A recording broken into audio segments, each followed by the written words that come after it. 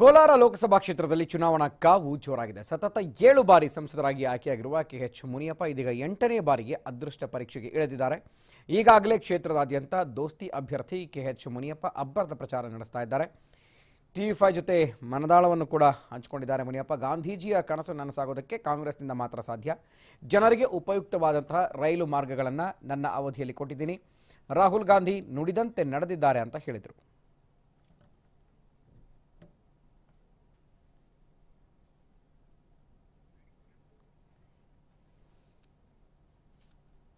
ಇನ್ನು ಕೋಲಾರದ ದೋಸ್ತಿ ಅಭ್ಯರ್ಥಿ ಕೆಎಚ್ ಮುನಿಯಪ್ಪ ಜೊತೆ ನಮ್ಮ ಕೋಲಾರ ಪ್ರತಿನಿಧಿ ಕುಮಾರ್ ಚಿಟ್ಚಾಟ್ ನಡೆಸಿದ್ದಾರೆ. ಬನ್ನಿ ನೋಡೋಣ.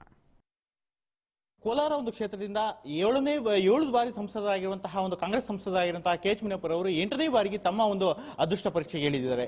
ಈ ಒಂದು ನಿಟ್ಟಿನಲ್ಲಿ ಈ ಬಾರಿಯ ಅವರ ಯೋಜನೆಗಳೇನು, ನೀಲಿನಕ್ಷೆ ಅನ್ನೋದನ್ನ ಅವರನ್ನೇ ಕೇಳಿ ತಿಳ್ಕೊಳ್ಳೋಣ. ಸರ್, ಈ ಬಾರಿಯ ನಿಮ್ಮ ಪ್ರಮುಖ ಯೋಜನೆಗಳು ಏನಿದೆ, ನೀಲಿನಕ್ಷೆ ಏನಿದೆ ಸರ್? ಈಗಾಗಲೇ ನಾನು 7 ಸಾರಿ ಗೆದ್ದಿದ್ದೇನೆ. ಜನ ಆಶೀರ್ವಾದ ಮಾಡಿದ್ದಾರೆ. 10 ವರ್ಷ ಮಂತ್ರಿಯಾಗಿ ಕೋಲಾರ ಕರ್ನಾಟಕ ರಾಜ್ಯಕ್ಕೆ ವಿಶೇಷವಾಗಿ ಹಲವಾರು ಅಭಿವೃದ್ಧಿ ಕೆಲಸಗಳನ್ನು ಮಾಡಿದ್ದೇನೆ. ರಸ್ತೆ, ರೈಲು ಮಾರ್ಗ, ಕೈಗಾರಿಕೆ ತರುವಂಥ ಕೆಲಸಗಳು ಮಾಡಿರೋದ್ರಿಂದ ಸತತವಾಗಿ ನನ್ನನ್ನು 7 ಬಾರಿ ಆಯ್ಕೆ ಮಾಡಿದ್ದಾರೆ. ಮುಂದೆ ಸಾಕಷ್ಟು ಕೆಲಸಗಳು ಮಾಡಿದ್ದಾರೆ. ಈಗಾಗಲೇ ಎತ್ತಿನಹೊಳೆ, KC ವ್ಯಾಲಿ ಮತ್ತು ಹೆಬ್ಬಾಳ, ನಾಗವಾರ ಇವೆಲ್ಲವೂ ಕೂಡ ಪ್ರಗತಿಯಲ್ಲಿವೆ.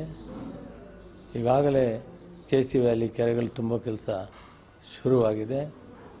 ಸುಮಾರು 5 ವರ್ಷದಲ್ಲಿ ಎತ್ತಿನಹೊಳೆ ಕುಡಿಯೋ ನೀರು, KC ವ್ಯಾಲಿ ಮತ್ತು ಹೆಬ್ಬಾಳ, ನಾಗವಾರದ ನೀರನ್ನು ತಂದು ಸಂಪೂರ್ಣವಾಗಿ 4,000 ಕೆರೆಗಳು ಕೋಲಾರ, ಚಿಕ್ಕಬಳ್ಳಾಪುರ ಜಿಲ್ಲೆಯಲ್ಲಿವೆ. ಅವನ್ನು ತುಂಬಿಸಿದರೆ ಇಡೀ ಈ ಭೂಮಿ ಏನಿದೆ ಕೋಲಾರ, ಚಿಕ್ಕಬಳ್ಳಾಪುರ ತಂಪಾಗ್ತದೆ. ನೀರಿನ ಮಟ್ಟ 10 ಅಡಿ 20 ಅಡಿಗೆ ಬರುವಂಥ ವಾತಾವರಣ ಇದೆ ಬೋರ್ಗಳಲ್ಲಿ.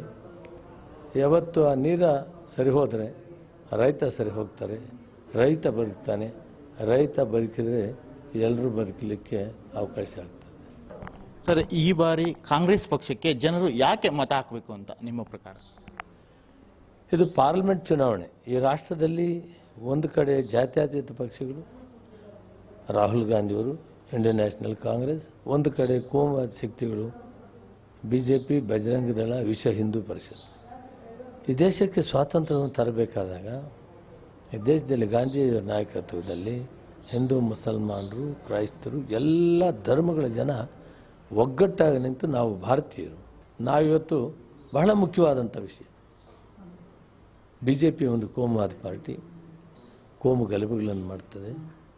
ಹರಿಜನರಿಗೆ ರಕ್ಷಣೆ ಇಲ್ಲ, ಗಿರಿಜನರ ರಕ್ಷಣೆ ಇಲ್ಲ.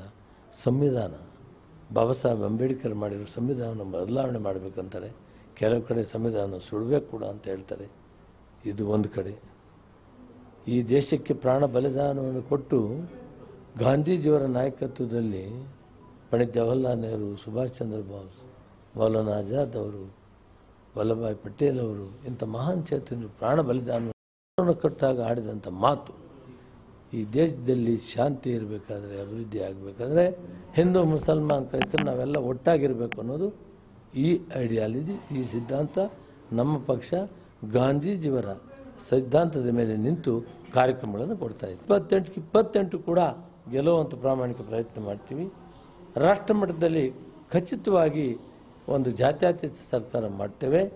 ರಾಹುಲ್ ಗಾಂಧಿಯವರು ಪ್ರಧಾನಮಂತ್ರಿ ಆಗ್ತಾರೆ. ಆದ್ದರಿಂದ ಈ ಭಾಗದಿಂದ ಕೂಡ ನನಗೆ 7 ಸಾರಿ ಅವಕಾಶ ಮಾಡಿಕೊಟ್ಟಿದ್ದೀರಿ. ಮತ್ತೊಮ್ಮೆ ನಾನು ನಿಮ್ಮ ಆಶೀರ್ವಾದಕ್ಕೆ ಬಂದಿದ್ದೇನೆ. ನಾನು ತಮ್ಮಲ್ಲಿ ಮನವಿ ಮಾಡ್ತೀನಿ, 8ನೇ ಬಾರಿಗೂ ಕೂಡ ನನಗೆ ಆಶೀರ್ವಾದ ಮಾಡಬೇಕು ಅಂತ ಕೋಲಾರ ಲೋಕಸಭಾ ಕ್ಷೇತ್ರದ ಜನರನ್ನು ಮನವಿ ಮಾಡ್ತೀನಿ. ಸರ್, ಈಗಾಗಲೇ ನಿಮ್ಮ ಒಂದು ಇದರಲ್ಲಿ ಪ್ರಧಾನಮಂತ್ರಿ ಮೋದಿ ಹಾಗೂ ರಾಹುಲ್ ಗಾಂಧಿ ಅವರ ನಾಯಕತ್ವವನ್ನು ಯಾವ ರೀತಿ ವಿಮರ್ಶೆ ಮಾಡ್ತೀರಾ? ಮೋದಿಯವರು ಪ್ರಧಾನಮಂತ್ರಿ ಇದ್ದಾರೆ.